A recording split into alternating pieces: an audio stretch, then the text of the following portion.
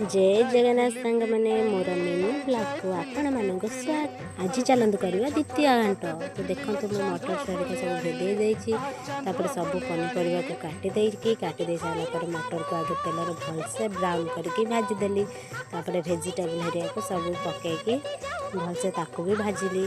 भाजी सारा पर कोबी की पकईदेली। कोबी पकई देखते केते सुंदर भाव में भाजी हो पूरा ब्राउन पड़े ताकू बाहर करदेवी। तापर सब पनीपरिया पकईकि मुझे एका सांगे भाजीदेवी।